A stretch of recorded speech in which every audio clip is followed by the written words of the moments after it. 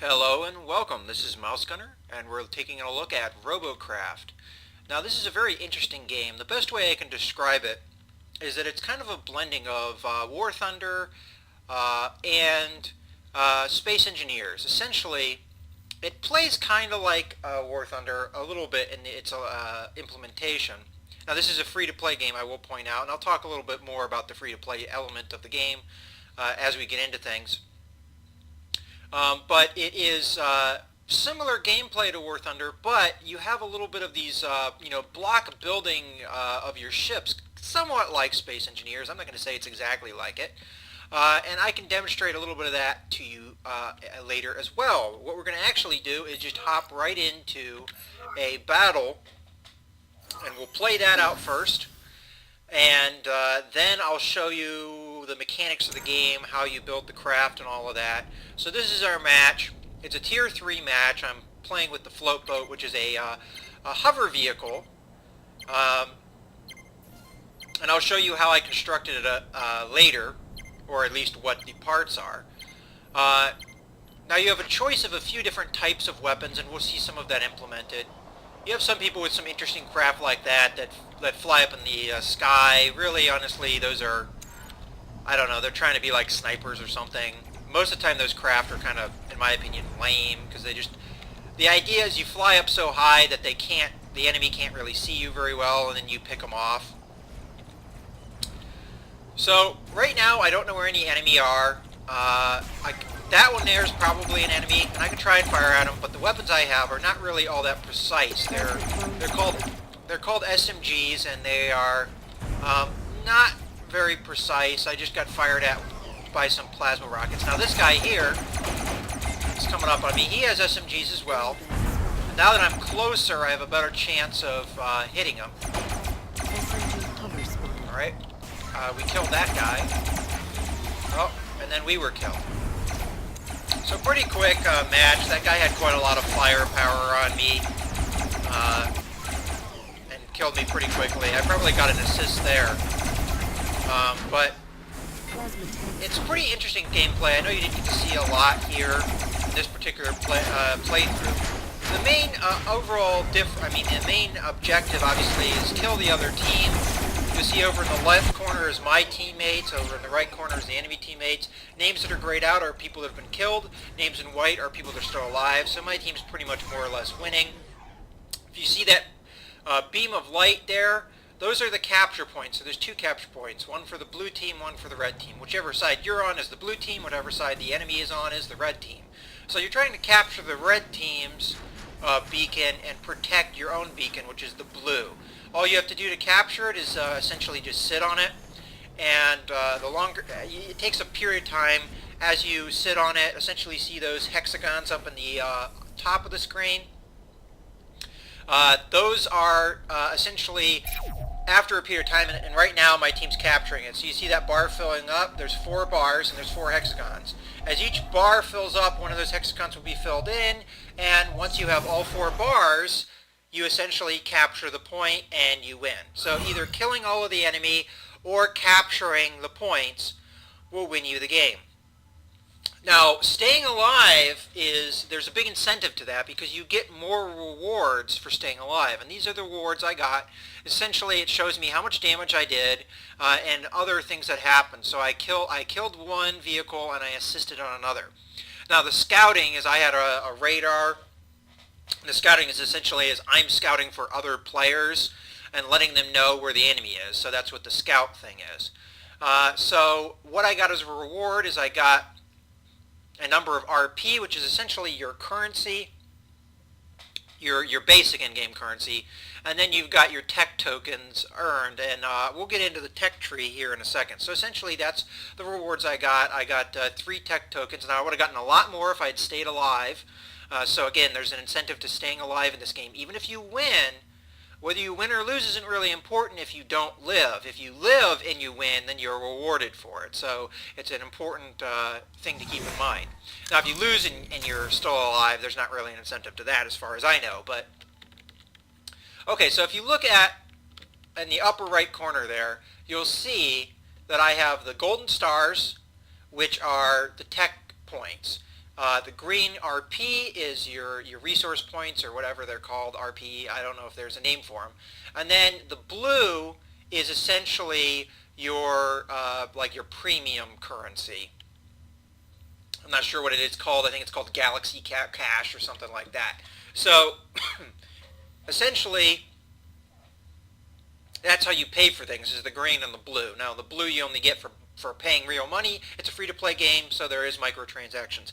As far as I can tell, though, the game isn't really all that pay to win, because like War Thunder, they group things into tiers. If you look down on the bottom of the screen, you'll see on the bottom left it says tier, and then there's a grouping of numbers, 1 through 10. Now the bar on the top shows you where my vehicle is. Essentially it's in the third tier, and it's kind of in the middle-ish of the third tier. If I were to get that bar more on the upper end, then I would be at pretty much the limit of the third tier. If that bar goes beyond the third bracket there, I'm now into the fourth tier. So essentially what equipment that you have put on your vehicle is going to determine what tier you're in, and the better equipment you put on, the further that bar will go along the right. So essentially that's how that works. So to show you the tech tree, I'm going to go ahead and press the button for that. And there is kind of an important distinction here, and it's going to be a little hard to show you, but essentially, if you look over here, I have tech points over here, and they have a number associated to them. The number is what tier you were in when you achieved those tech points. The number will also correspond to the research you're doing. So as you see here, I have most of the stars that I can see are 3 stars, but there's also some 4 stars. Well, if I click on the 4 star and say to research it, I can't research it because I do not have any 4 stars because I'm not in the 4th tier yet. I can only use the 3 stars, so I can click on this one here and I can research that because I have enough to do so. And that's essentially how the tech tree works. And now, starting off with the hexes that are near the start, those were the 1. And as you go out, it's 2, 3, 4, and so on. Now, the T number with the actual item kind of gives you an idea of what tier it's intended for. So you have armor blocks. T1, essentially tier 1, tier 2. Usually you can use 1 tier higher than you actually are in a particular tier. Not always the case. For instance, armor, you're usually, what tier you can unlock is the tier that you're in. Exceptions to that are, for instance, some of the weapons. So I can unlock a tier 4 SMG. The SMGs are the weapons I'm using now. I can unlock a tier 4 SMG in tier 3 with tier 3 research points. So there is some exceptions of things that you can progress into the next tier without actually being in that tier. A new weapon I have that I can pick up is a plasma launcher. I have not yet played with the plasma launcher, and kind of one failing I see of this game from what I've seen so far is whatever weapon type you pick, you're pretty much stuck with that weapon type. So if you pick plasma launcher, you're stuck with plasma launchers. If you pick SMGs, you're stuck with SMGs. You cannot mix and match, at least at this point in the game's development. I would really like to see that implemented because it'd be nice to have a mix of weapons, but so far you can only have one weapon type on a particular vehicle at a time. Other, things that you can get, you have, things, these are considered specials. So the radar I was talking about before, I have one here. I also have a radar jammer that I picked up for this tier. And as you can see, there's more higher tier equipment. And essentially most of the higher tier equipment just increases the abilities of whatever that particular item is. So for instance, the weapons, a tier 2 SMG does a lot less damage than a tier 3 SMG, and a tier 4 SMG does even more, and you get the kind of point. For the radar dishes, obviously the range is longer. The higher tier it is, the further away you can see people. Radar jammers, the higher the tier of the radar jammer, the better you can jam enemies' radar. Now the alignment rectifier I'll talk about in a little while. Essentially, all it's for is if you flip your vehicle, it allows you to reflip your vehicle. Sometimes it works, sometimes it doesn't. I have a little bit trouble with the current build of my vehicle, getting it to work. But it has worked for me in the past, so I think a lot of it depends. Now you have a number of ways that you can make your vehicle move. Now I was using a hover vehicle, so I was using hover blades, but I was also using thrusters as well. So you can mix and match the different movement types in the game. So hover blades, they're kind of self-explanatory. They let you float above the ground, kind of a short distance. A lot of it has to do with the weight of your ship and how much lift the hover blade gives you. Thrusters, they don't really let you fly per se. They essentially increase the speed of whatever direction you put the thruster in. So if you're moving the direction the thruster is set up for, it gives you thrust. If you're not, it doesn't. To fly like a plane, you're going to have to get into some of the higher tier stuff where you get the aerofoils and what have you, which allow you to essentially build wings. And that would allow you to use thrusters as your only source of movement. At the moment, where I'm at, if I put thrusters in my vehicle, it wouldn't do anything if I didn't put another motive type, like a hover blade or a wheel. Now, wheels are pretty self-explanatory. Usually you have two types of wheels. Just a normal wheel or a steering wheel. Now, that's probably self-explanatory, but essentially the wheels that are just normal wheels, they don't steer, they just drive in a straight line, and the ones that are steering wheels, they can actually turn your vehicle. So if you only put the straight line wheels on, you're not going to be able to turn left or right, you're just going to be able to move straight forward or straight back. That's pretty much self-explanatory. Some later tier stuff, you can get walking vehicles and other things. I have yet to progress that far, so that's stuff I'm not really familiar with yet. And hopefully, playing through this game, I was a little bit skeptical at first, and I was afraid that this would be, it would be kind of tedious like some free-to-play games are, where just a grind, and it gets, it's a mechanic that's the same thing over and over again, and it gets boring.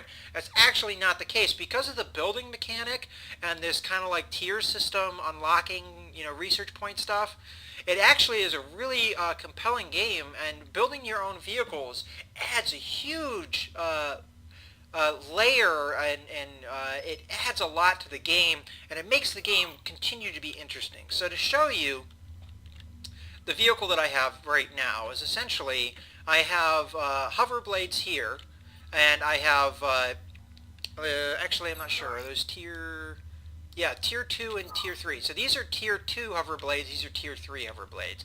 Obviously tier 3 hover blades are better, they make your vehicle faster and give you more lift than the tier 2 ones. Right now I'm just kind of waiting for funds to upgrade so I can have more of the tier 3 hover blades. As you go up through the tiers, and I'll show you that right now, the cost of things increase. So if we look here, we've got a tier 2 hover blade, and that's the RP cost. For the tier 3 hover blade, you'll notice that the cost is dramatically more. Now I can also pay Galaxy Cash, and this is where the Galaxy Cash kind of comes in, and pay for that instead. And obviously the cost in Galaxy Cash is less. And that's one way I could progress through without having to actually play the game, because that's how I'm getting the RP, is by playing the game. Whereas the Galaxy Cash, you essentially pay money for. Now, the reason I don't think this is pay to win is because I still have access to the same stuff. They're just progressing through it faster. They'll get to the tier faster. But there's actually a detrimental aspect of that. If you look over in the upper left corner, I have a player level. Now, I got that player level by playing through the game and getting essentially experience points. Now, if you look right next to that, you'll see a CPU. That's essentially how much stuff you can put on your ship. It's the limit. Every block you have, and I'll hover over that really quickly so you can see. You see where it says CPU load and it says 22 pflops? Well, essentially, every piece of equipment you put on there takes up a certain amount of computer memory, whatever you want to call it. And that limit is essentially all you have to work with. So if somebody were to just come into the game and just use real money and buy all this equipment and what have you, essentially they're stuck at a lower level than me. So their ships, although they could have better equipment than me, are limited to how much stuff that they can actually put on their ship. Their ship would be smaller, probably have less overall equipment. So I can actually beat somebody that has paid to get all their equipment. I can beat them by being higher level than they are. So that's, one aspect of the game. Now, as I explained, this is pretty much how the cost worked. And right now I don't have a whole lot of RP because I just spent a bunch of money on getting tier 4 SMGs here. And as you can see, it's 2,120. So I just bought 2 of those things. And that just really set me back as far as the RP goes. And that's kind of the way it goes. As you get into the higher tier stuff, there's a real incentive to get the higher tier stuff because it's so much better than the lower tier stuff. But at the same time, it costs you so much more. So sometimes you're kind of waiting to upgrade your ship until you get the resources to do it. So, as much as I have the research unlocked to get more tier 3 hover blades, I don't have the resources to do that. So I'm kind of waiting, and you have to build your craft, not just slapping on the equipment haphazardly. You actually have to think out your build. If I were to build this hover vehicle and I did not build it stable, it essentially would be very undrivable. As a matter of fact, I kind of almost have that in a state because these thrusters I have here, these 2 thrusters, they're very powerful and they make me very fast, but sometimes they lead to instability. If I go over a steep decline, sometimes it actually causes, it makes it more likely for me to flip. And then I have that one piece of equipment I told you earlier right here that you can use to reflip your vehicle, but because of the unstable nature of these thrusters, sometimes it makes it so that that flipper doesn't actually flip me over. It just flips me essentially 360 right back to being upside down again, which is very frustrating. So sometimes, and also if I get one of these thrusters chopped off, like this one, it makes my craft incredibly unstable. And that's one of the downsides of hover vehicles, is as you have your hover blades taken out, and the blocks will blow up essentially. I don't know if you got much of a look at that when I was in the gameplay, but the blocks will actually, break progressively. And if you lose a hover blade on one side and not the other, it will start making your craft very unstable, which is kind of made worse by these thrusters. So I've considered taking them off. Now they really help me as far as going faster, but I've definitely considered taking them off just because they add a little bit of instability to my craft. So overall builds, I have 3 tier 3 guns. These are the tier 3 guns here. Now there's 2 types of SMGs. There's front mounted, which is what this is, and top mounted, which is what these are. Now the top mounted are essentially like turrets. They can traverse 360 degrees, and they can obviously, as it shows here, traverse 118 degrees. Now the front mounted guns tend to be cheaper, and you can mount them in ways obviously you couldn't mount the top mounted ones. But as you can see, they're only limited to 160 degree traverse, but they still have the same up and down traverse as the top mounted ones do. So the other weapons, from what I understand, they're all top mounted. So the SMGs are the only ones that you can get as front mounted as far as I could tell. Other things that I have on the vehicle, as I talked about the thrusters, I do have a radar jammer here, and I have a radar dish. So the radar dish lets me see enemies on the map, the mini map, and it kind of highlights them, and I don't know if you saw the red name essentially appeared over them. That's what the radar dish gives me. If I didn't have a radar dish, I wouldn't get any of that functionality. I wouldn't have the names pop up, from that distance, letting me know that here's an enemy, and also I wouldn't see them on the mini map either. Now the radar jammer essentially protects me from other people's radar, but now that I'm in tier 3, and this is a more common device that you see, sometimes I can't really trust whether my radar dish is telling me there's enemies there or not, because the enemies may have radar jammers and they might be there and I just don't know they're there. Now I do have 2 tier 4 SMGs, one here and one down here, and then I have a number of tier 2 SMGs. Now one thing I'll point out is as you go up through the tiers, at least for the SMGs, they get bigger and bigger. So this tier 4 SMG is bigger than the tier 3 SMG, and the tier 3 SMG is bigger than the tier 2 SMG. So just by the layout of the way I built the float boat, essentially the only gun that could fit in this space is a tier 2 gun. So there's certain spaces that I'm kind of limited on how I could build this craft. Now this was a craft that I initially built for tier 2, and it was very effective in Tier 2. Now that I'm in Tier 3, I'm noticing a little bit of deficiencies in its design. I don't have the ability to stick on a lot of these Tier 3 and Tier 4 guns because of the way of the layout of the ship, but I do like the aesthetics of it, and I'm going to try and stick with it as much as I can. But once I unlock the upper layer, the next level of armored blocks, I will have to rebuild this thing pretty much. So once that happens, that's pretty much going to make me do that. Now, some directions I could go in with this craft that I'm, considering, and you can even see this is my inventory. So I did show you this is where you can buy things. This is my actual inventory. So one piece of equipment that I have here, it's called electroplate, which is essentially like shielding. I bought one of these, but right now I have to get enough money to buy more. So this is essentially the next thing I'd like to upgrade my ship, and essentially what I'd like to do with that is use those to protect my hover blades and stick them on. So I can go ahead and select this and show you essentially how it works. So wherever you put this, it's going to put up this shield. Now this isn't necessarily the way I would build it, but it puts up this shield, and if anybody hits the shield, it essentially blocks the attacks, I guess as long as the shield holds out. I have not actually implemented the shields yet, so I don't know 100% how they work, but I've seen enemies that had them, and essentially it lets you know if you're hitting a shield when you hit. Usually the cursor turns red when you hit them normally, but if you hit a shield it turns blue, so it kind of lets you know that you're hitting shields. So if they hit the shield, essentially it deflects the damage. So I could protect my hover blades by putting one of these around it. Essentially, you could see kind of what I mean by that. Like I'd put, so the hover blade is somewhere in here. And that's the next step, essentially, for me building. I just have to get the resources to do so. Now, to show you how you build, I'm going to go ahead and load up a garage slot. Now, you have 3 garage slots. Now, you can get a 4th one, but obviously it needs Galaxy Cache to unlock. As far as I can tell, having more bays isn't a huge benefit. Essentially, you get a bonus. Every day you get a 2 times bonus, and you only get that bonus, 1 time for each slot. So if you have 3 slots and you're using all 3 slots, then you can get that bonus 3 times. Otherwise, there isn't really much of an incentive to have 3 slots.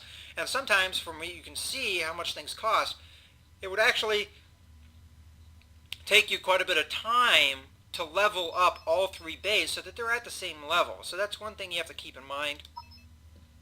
So this bay here, I don't really have anything, just to show you a demonstration of how I would build. So I'm just going to use light armor blocks just so you can see how it works. So you can see here I have the block. Essentially it shows where it's going to place, and if I place it, essentially just left click and it goes in there. If I don't like what I put in, right click and it goes away.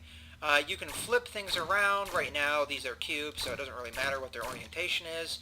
And the one piece that is always important for you to put on is a cockpit. You need a pilot seat, and this is essentially what kills you. If they destroy all the blocks around your pilot seat, your vehicle is destroyed. So essentially, I need this, and as I told you, you can rotate things. So well, I guess it doesn't let me rotate the pilot seat. But if I selected something else, let's say I selected one of these SMGs, I can rotate this, essentially, and you can do that with pretty much any block. You just use the mouse wheel to do that, and some of the other blocks that I can use. So let's make a wheeled vehicle just for this particular instance. So I told you about the steering wheels, so here's the steering wheel. Put that on.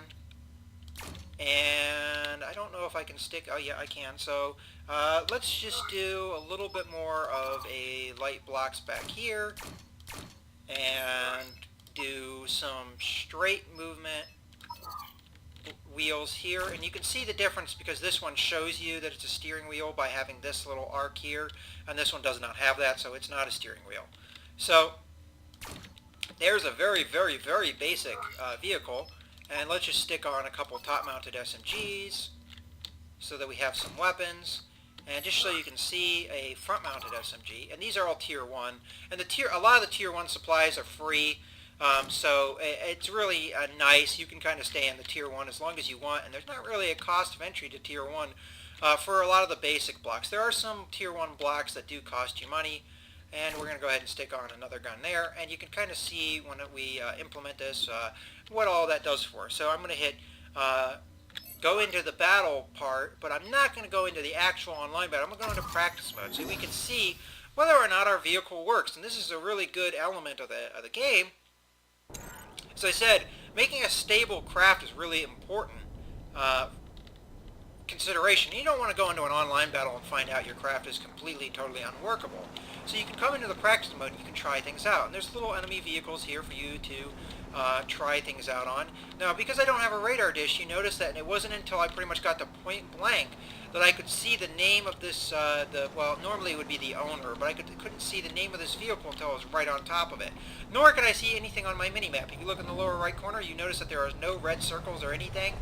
If I had a radar dish, there would be a red circle indicating all the vehicles here, but because I don't have that, it doesn't do that. Now, to fire my weapons, I just press the left mouse button, and with the SMGs, you essentially just hold down the mouse button, and it continues to fire. Obviously, close range, it's pretty effective, but the longer range you are, as you can see here, only some of my guns can actually aim in that direction. You can see that one SMG on the front is just kind of firing into the air. As you can see from this distance, I'm firing at this unit, and I did hit him once, but it takes quite a while to hit someone at that range. Unless you have a lot of SMGs, sometimes it's a little bit, just from sheer volley of firepower, you could sometimes effectively hit vehicles from range with SMGs. Now, the one thing is, as you get into the higher tiers, there's a lot of other weapons that are much more effective at range.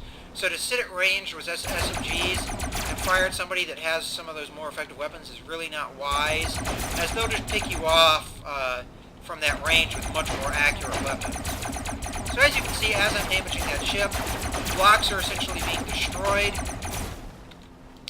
And if I start destroying some of his essentially hover blades and what have you, because that's a hover vehicle there, you'll start, flopping around and being less able to really fly stably.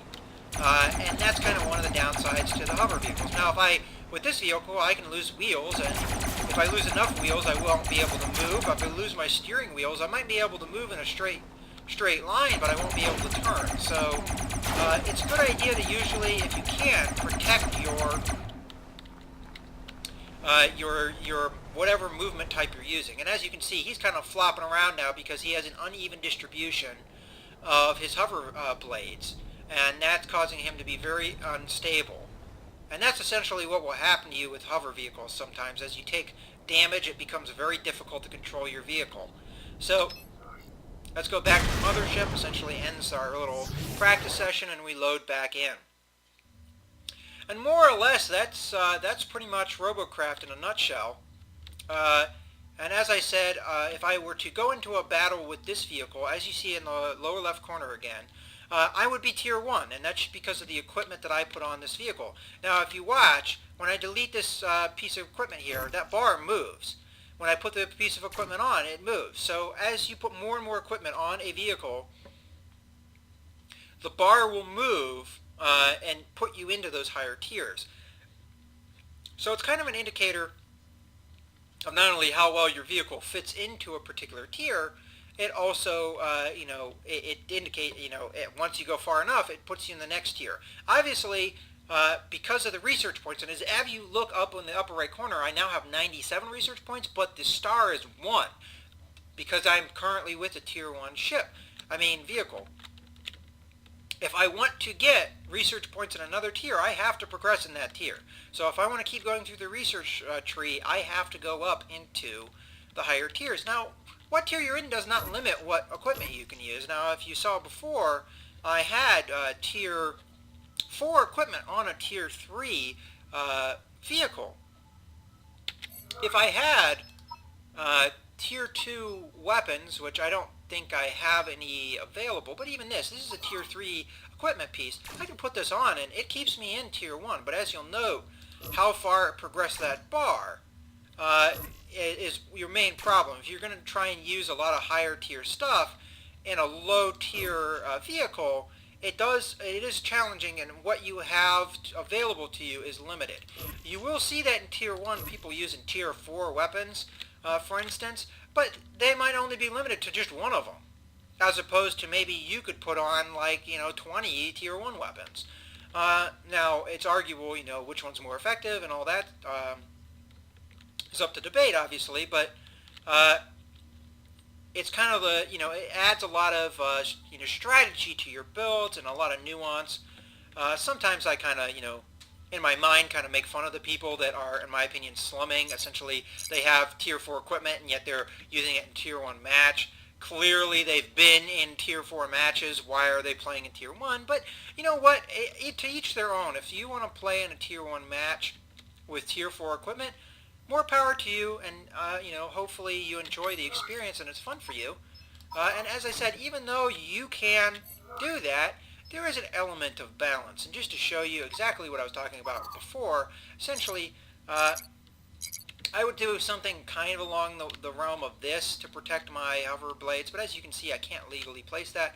And it usually highlights the thing that is in the way of your legal place of however you wanted to place that. So right now, it's the wheel that's in the way. Before, it was actually the wheel and the block, so it highlighted both things. So that's another thing that kind of helps you with your builds. So I can do this, but I can't do the other thing. So kind of gives you an idea of how it all works. Now I will say it is a little clunky to switch between blocks. That is one thing that I kind of have a little bit of issue with. And one thing we can do to help us with our build is if we go to the movement and we go to our steering wheel and we delete this and we put that there. See, that is legal for me to do, and that's something I can do to try and protect my wheels a little bit better. And now I can place this as I intended. So that's how I want it.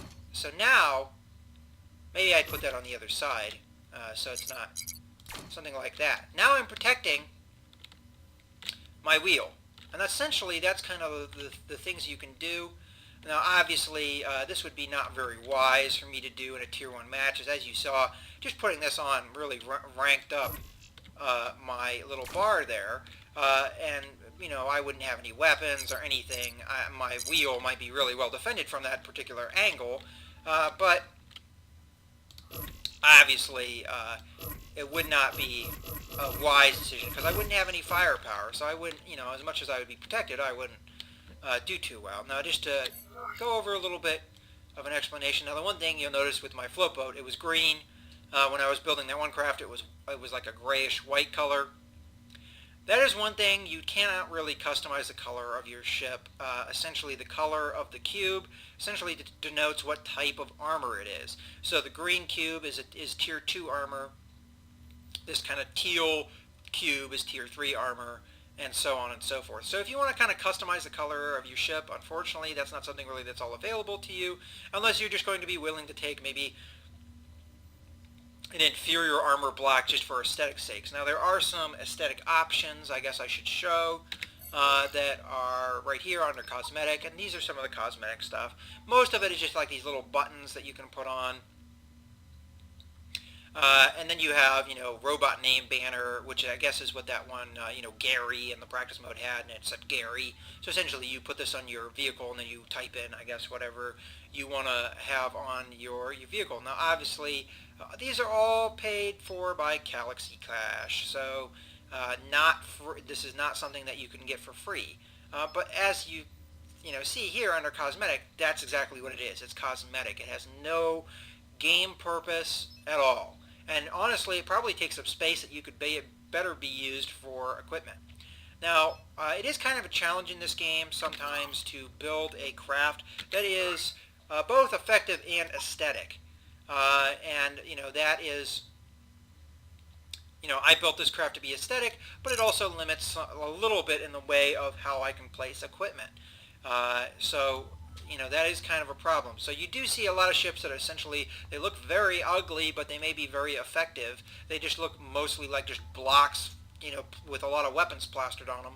But they work, and, that's kind of the challenge. And A lot of the challenge for me is I like to try and make it somewhat of aesthetic, have an aesthetic appeal to it, but still be effective. And that's, a little bit of a challenge too. And to finish things off, just to show you one of the last things in this game, is they have the Robo Shop. And essentially, again, this is Galaxy Cash type stuff, but you can actually buy straight up ships at different tier levels. So if I wanted to buy this ship, and this is pretty well done aesthetically, I just pay the Galaxy Cash and I get it. And I don't even know if you're limited by what tier equipment you actually have unlocked. I have not actually paid for one of these because at this moment, I'm not really willing to put Galaxy Cash into this game.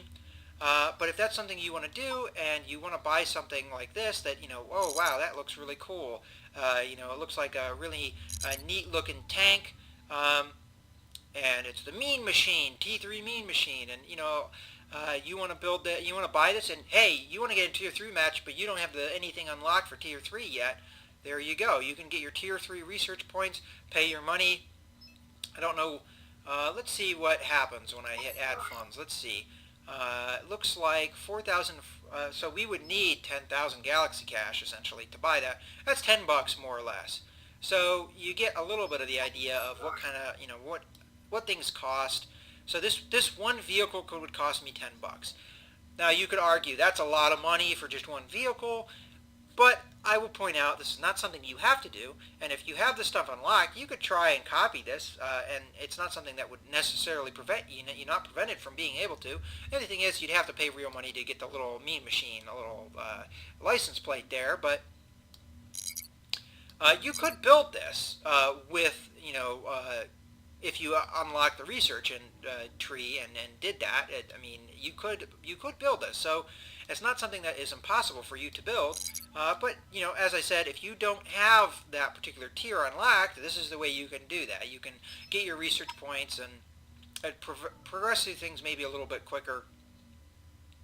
And these are just some of the vehicles that you have, and this is probably the coolest looking vehicle that you can actually pay money for. And it's this scorpion looking thing, and it's really cool looking. A lot of it is aesthetics and not really all that great function. Why would you put armor plates on this tail section, for instance, and not somewhere else? What is the purpose of this tail section? There isn't really one. You could have probably put these weapons on the back up here, for instance. And so, it looks cool, but it probably cost him a lot more to make it aesthetic like this than it would have if you just build a block of weapons that a lot of people build. So, it's all up to your own taste. If you just want to build a vehicle that's the most effective vehicle for a particular tier and you don't care what it looks like, you can do that. If you want to build something like this that just looks amazing, and maybe it's more form over function, you can do that as well. And that's the element of it that makes this game so interesting. And even though it seems like it's more or less the same gameplay over and over again, it's fun every time because there's so much customizability. You get to make what kind of ship you want to make. And that's the great element of this game and why I'm having so much fun with it. In any case, I hope you've enjoyed this footage. This is Mouse Gunner signing out.